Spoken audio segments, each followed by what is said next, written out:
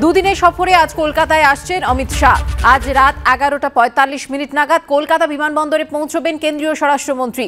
বিমানবন্দর থেকে যাবেন নিউ টাউনের একটি হোটেলে। মঙ্গলবার সকাল 10:30 নাগাদ মহাত্মা গান্ধী রোডে একটি গুরুদ্বারায় যাবেন অমিত শাহ। মঙ্গলবার সকাল 11:30 নাগাদ কালীঘাট মন্দিরে যাবেন কেন্দ্রীয় স্বরাষ্ট্রমন্ত্রী। কালীঘাট মন্দির থেকে হোটেলে ফিরে বিজেপির বঙ্গ নেতৃত্বের সঙ্গে বৈঠক করবেন তিনি। প্রায় 3 ঘন্টা বৈঠকের পর ন্যাশনাল লাইব্রেরিতে যাবেন অমিত শাহ। ন্যাশনাল লাইব্রেরিতে দলীয় বৈঠক সেরে বিমানবন্দরের উদ্দেশ্যে রওনা দেবেন তিনি।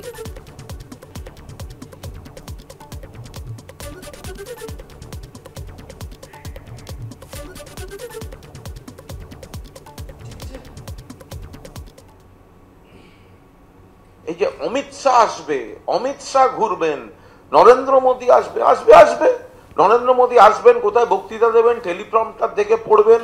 অমিত শাহ আসবেন, ঘুরবেন, গণতান্ত্রিক রাজ্য যাবেন, ঘুরবেন, দেখবেন, ভোটে হারবেন, এটা চলতে থাকবে।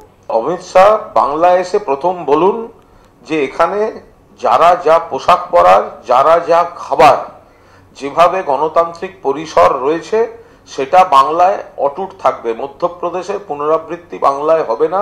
বিজেপির সংকীর্ণ এই মানসিকতা বাংলার উপর চাপিয়ে দেওয়া হবে না। এইটা আগে পরিষ্কারভাবে বাংলার মাটিতে দাঁড়িয়ে বলুন, তারপর নাটক করবেন।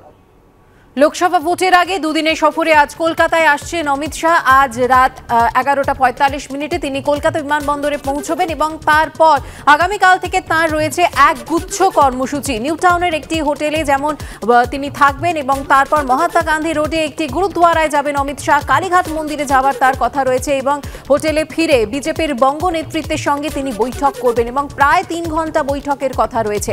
এবং কি লোকসভা নির্বাচনের আগে কি স্ট্র্যাটেজি তৈরি করে দেন তিনি বঙ্গ বিজেপির জন্য, সেদিকেই নজর রয়েছে সকলে। আর এই নিয়েই রাজ্য বিজেপির মুখপাত্র শ্রমিক ভট্টাচার্য কি জানিয়েছেন শোনাবো। স্বাধীন ভারতের সংসদীয় রাজনীতির ইতিহাসে অমিত শাহের থেকে বড় ভোট কুশলী আগে কেউ কোনোদিন দেখেননি।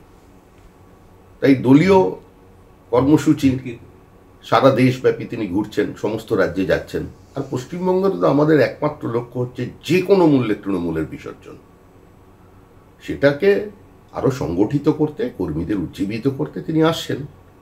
এই বৈঠকের ফাঁকে সময় পেলে কালীঘাটে যাবেন, গুরুদ্বারায় যাবেন।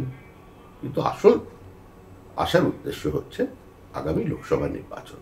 ব্রাত্য বসু হয়তো ওনার দলের মধ্যে কোনো অস্তিত্ব সংকটে ভুগছেন, দলের মধ্যে প্রমোশন চাইছেন, তাই সমস্ত ক্ষেত্রেই উনি এ ধরনের বক্তব্য রাখছেন।